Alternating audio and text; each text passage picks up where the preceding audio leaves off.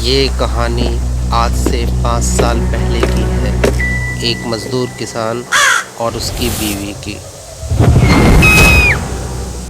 अपनी बीवी की ज़िद करने पर मोहन अपनी बीवी को शहर घुमाने चला जाता है, लेकिन वापसी आते समय उसे काफ़ी देर हो जाती है और रास्ते में काफ़ी तूफ़ान, आंधी और बारिश का उसे सामना करना पड़ता है और वह रास्ता भी भटक जाता है।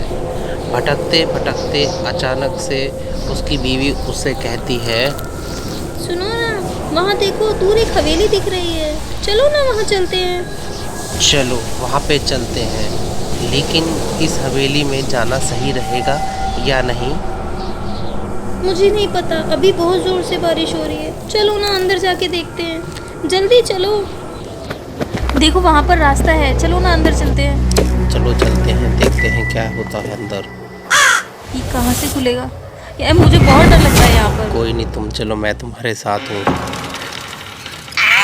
क्या है? नहीं, मुझे बहुत डर लग रहा है। डरो मत। ये क्या हो रहा है? ये मेरे घर में कौन आ गया? मेरी इजाज़त के बिना मेरे घर में क्यों आए?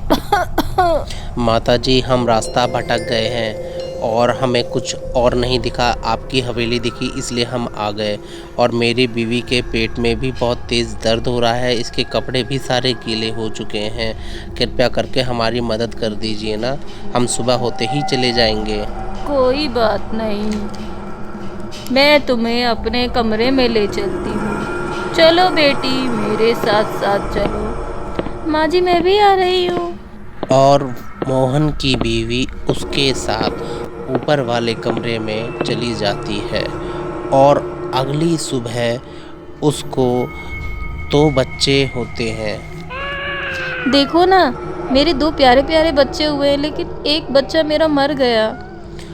लेकिन अभी तो तुम्हें 3 ही महीने हुए थे ना, तुम्हें इतनी जल्दी ये 2 बच्चे कैसे हो सकते हैं, वो भी इतने कम समय में? रिमझिम और मोहन कुछ भी समझ नहीं पा रहे थे कि उनके बच्चे इतनी जल्दी कैसे हो गए, लेकिन कहीं ना कहीं वो अपने बच्चों को लेके बहुत खुश थे। और समय बीतता रहा, वह बच्चा बड़ा हो गया और एक रात रिमझिम का बेटा भोला घर के बाहर हवा में उड़कर अजीब अजीब सी हरकतें करने लगता है और अजीब अजीब सी आवाज़ें निकालने लगता है कि मानो उसके शरीर के अंदर किसी भूत प्रेत का साया है। और उसकी माँ उसको ढूंढते हुए खिड़की से उसे देखने आती है और जब वह उसको देखती है तो अचानक से डर जाती है और चिल्ला के वहीं बेहोश हो जाती है। और भोला अजीब हरकतें करने के बाद अचानक से हवा में गायब हो जाता है और बहुत सारे कौवे उसकी हवेली के आसपास आके बैठ जाते हैं और बहुत सारे चमगादड़ उसके घर से निकलने लगते हैं। चीख सुनकर अचानक से मोहन उठ के बैठ जाता है और अपनी बीवी के पास चलकर आता है। रिमझिम रिमझिम, क्या हो गया? तुम यहाँ पे क्यों लेटी हुई हो? उठो उठो, क्या बात हो गई है? बताओ मुझे, क्या बात हो गई? यहाँ पे क्यों सो रहे हो आप? क्या बताऊँ मैं तुम्हें, मुझे बहुत डर लग रहा है। तुम ऐसा करो, मुझे अभी के अभी किसी तांत्रिक के पास लेके चलो। क्यों, क्या बात हो गई है, मुझे आप बताएं। बताने का समय नहीं है। आप नहीं जानते, हमारे बेटे को किसी शैतान ने अपने अंदर बस में कर रखा जो है। तुम बोल रही हो, क्या वो सच है? हाँ, अभी के अभी मुझे कहीं लेके चलो। चलो तो चलते हैं। कितनी दूर है आखिरकार तांत्रिक का घर? मुझे जल्दी जाना है। थोड़ी ही दूर है, चलो तो सही। क्या बात हुआ, मुझे बता तो सही, आपने कुछ बताया नहीं मुझे। आपको क्या बताऊं, भोला के अंदर एक शैतान है। तुम बस जल्दी चलो। चलो तो जल्दी चलो, लेकिन तुमने देखा क्या और क्या हुआ था, मुझे पूरा वाकया बताओ। ओम ह्रीं क्रीं चामुंडाय विच्चै नमः।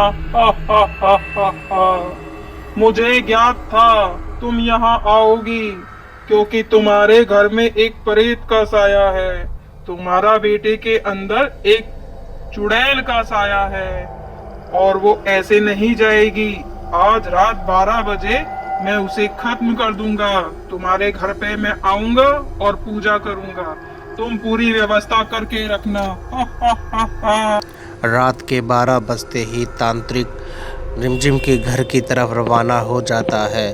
वह पूरी तैयारी के साथ उस प्रेत आत्मा को पकड़ने के लिए चला जाता है और वह अपने हाथ में अपनी जादुई छड़ी को भी साथ लेके जाता है और चलते चलते वह मंत्रों का उच्चारण करते हुए उसके घर की तरफ आगे बढ़ता चला जाता है और थोड़ी देर चलने के बाद वह उसके घर के सामने आ जाता है।